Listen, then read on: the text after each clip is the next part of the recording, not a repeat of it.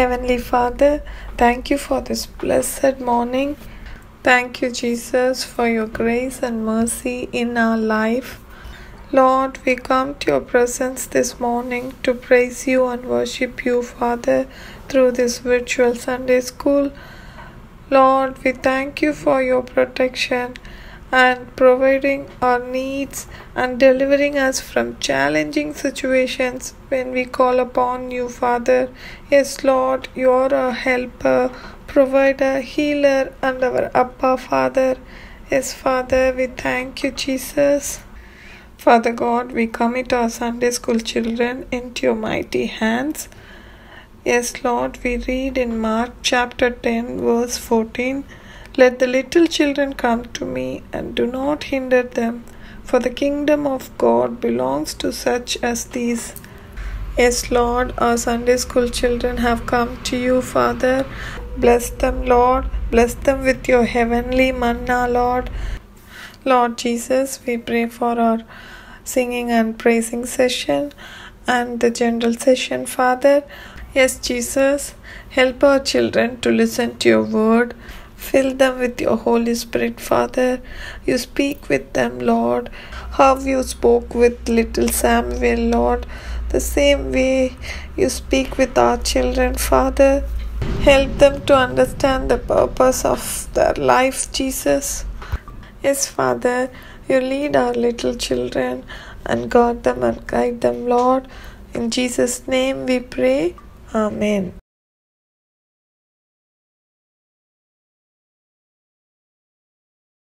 Praise the Lord. God is good and His mercies endures forever. In the book of Matthew chapter 7 verse 24 to 27, we read about a wise man who built his house upon a rock.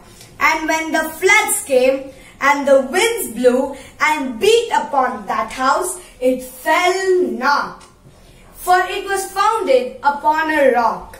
But a foolish man built his house upon the sand. And the rain came, and the floods came, and the winds blew, and beat upon that house, and it fell. And great was the fall of it. Jesus Christ is the rock, and if we build our lives on Him, we will not have to fear the storms of life, which may come our way, for He is there to always help us in the time of need. Let's sing the song, Jesus is the rock and He's my strong foundation.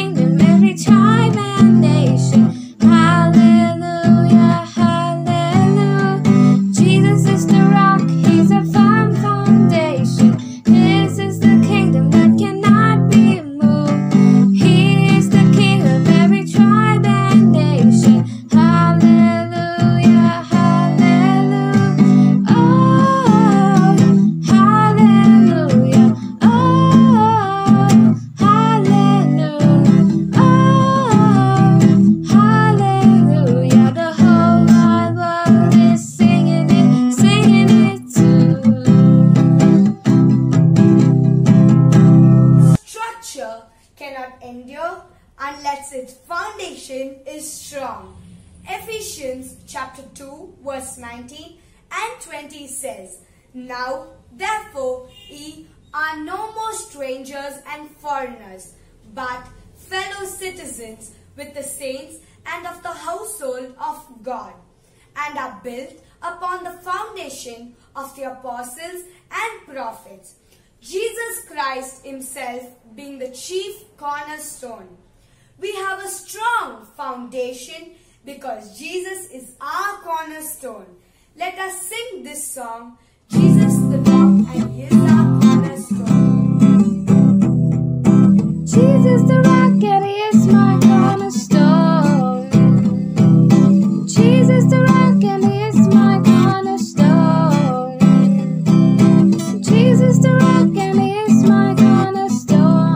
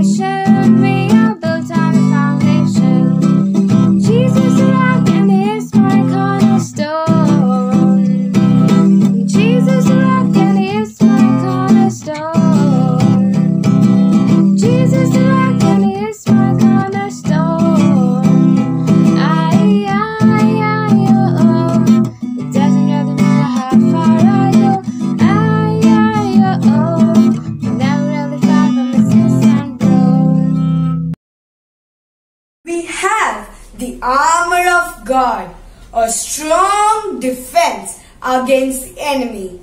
God has given us the sword of the Spirit and the shield of faith. With Jesus, we will always triumph.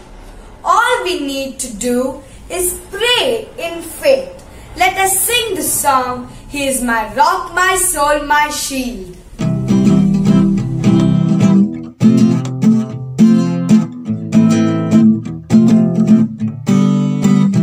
He's my rock, my soul, my shield. He's the wheel in the middle of the field. He's the lily of the valley, the bright and morning star. It doesn't matter what they say, I get on my knees and pray. I will sing until the day my Jesus comes. He's my rock, my soul, my shield. He's the wheel in the middle of the field. He's the lily of the valley, the bright and morning star. It doesn't matter what they say, I get on my knees and pray. I will sing until the day my Jesus comes.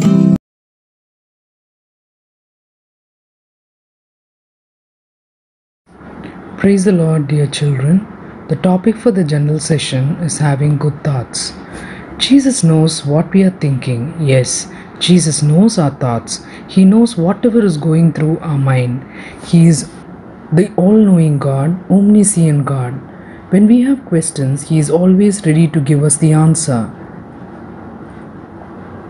We have so many thoughts, positive, negative, random thoughts and so on. Thoughts are very real and very powerful.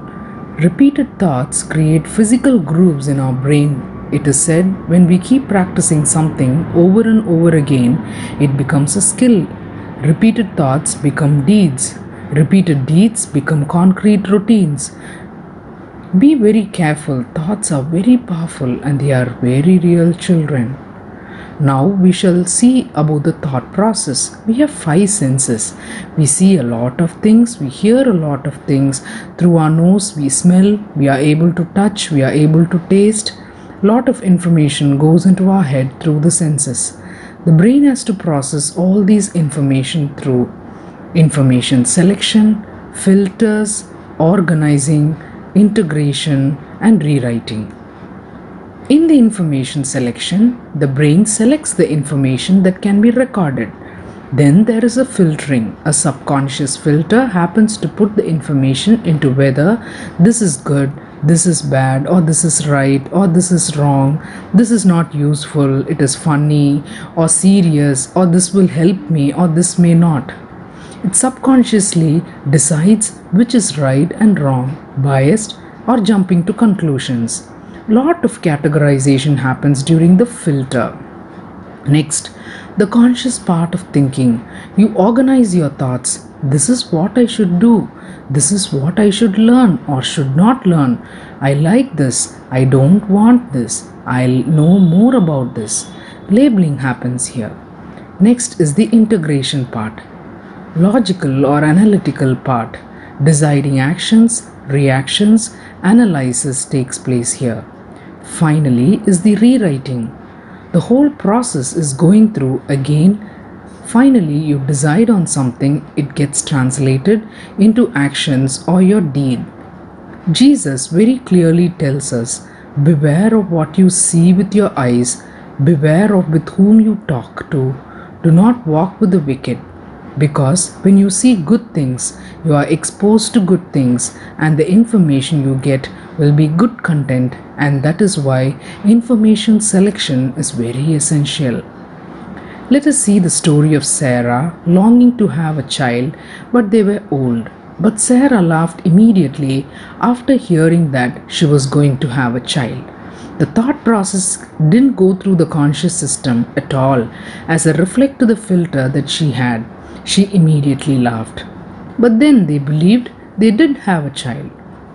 Next, Elizabeth and Zechariah were old and seriously praying to have a child.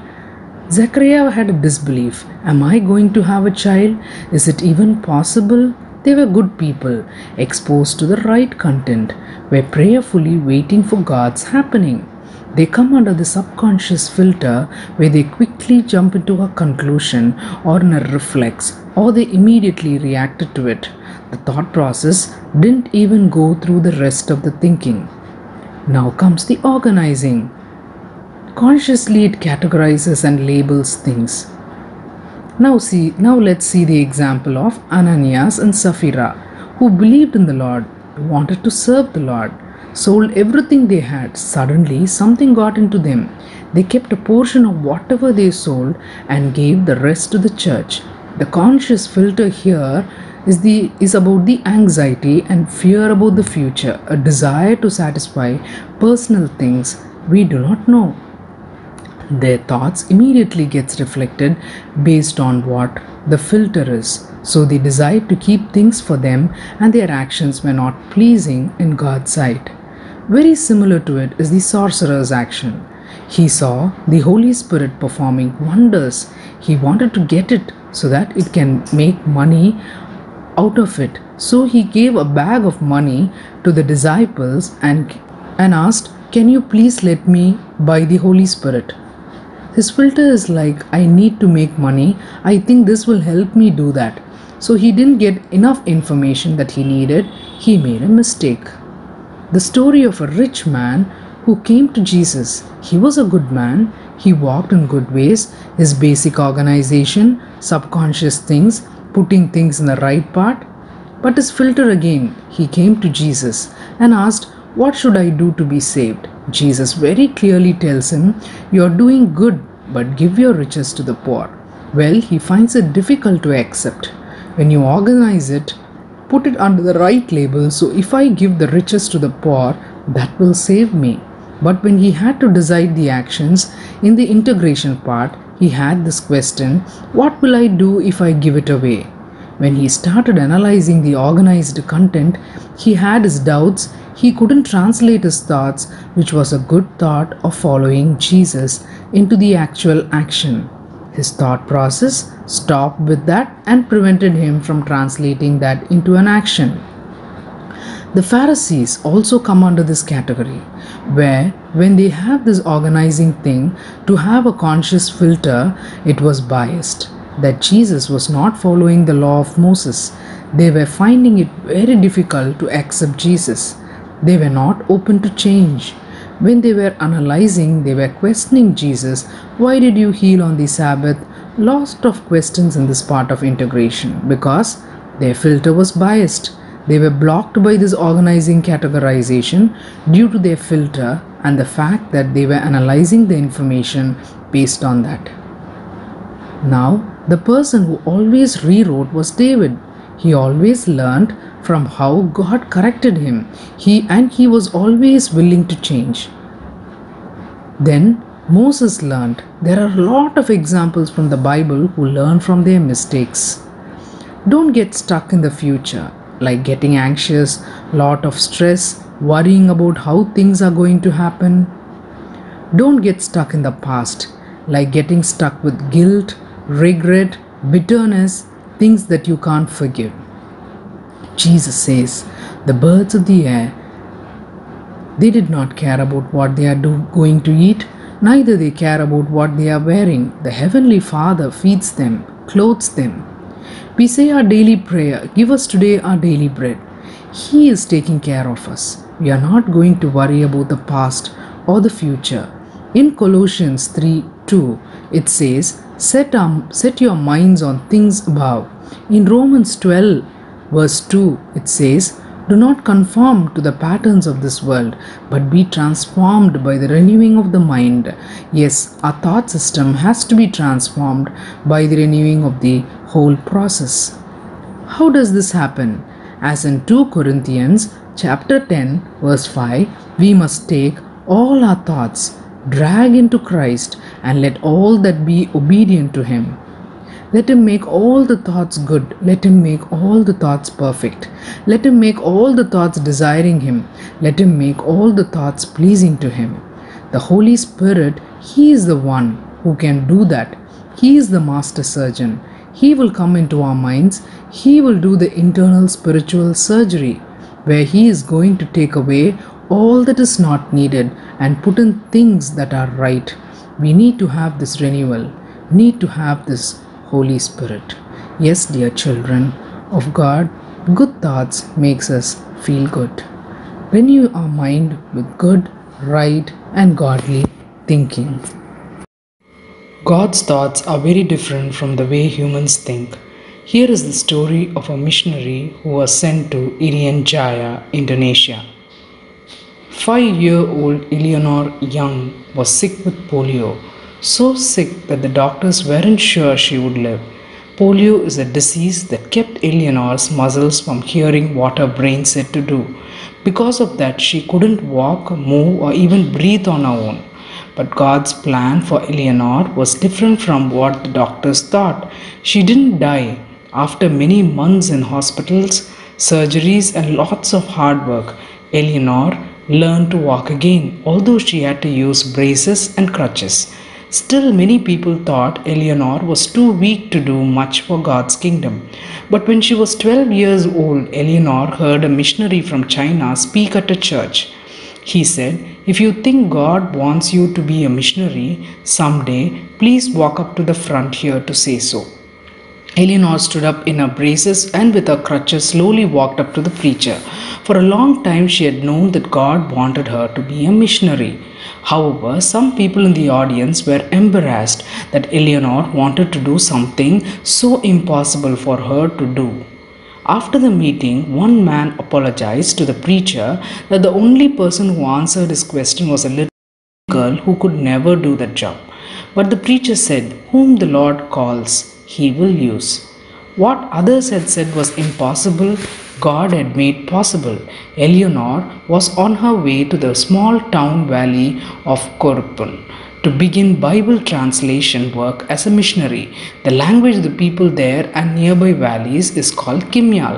For the next 17 years, Eleanor worked to learn the language of the Kimyal people better and better. Eleanor also worked hard to translate books of the Bible into the Kimyal language. She taught Kimyal people Bible stories and showed them God's love through the way she lived her life. After Eleanor had lived at Korpun many years, she heard the Kimyal people use a new name for her, Yan Mili, bad legs. Eleanor asked Pastor, "Why do you all call me bad legs? I know my legs are bad, but what is the real reason?" He answered, "Your bad legs are important to us. Our people with bad legs can't get out of this valley. But even with your bad legs, God brought you all the way here to give us His word. And God has helped you to stay here with us. He did all this to give us His word. That is how much He loves us." Eleanor saw that to the Kimyal people, her bad legs were a symbol of God's love for them. What a wonderful name and what an amazing God. After almost 18 years, Eleanor's body became too weak to stay at Korpun any longer. Even though she had to leave, God worked through other missionaries and Kimyal people too to finish translating the whole Testament into the Kimyal language.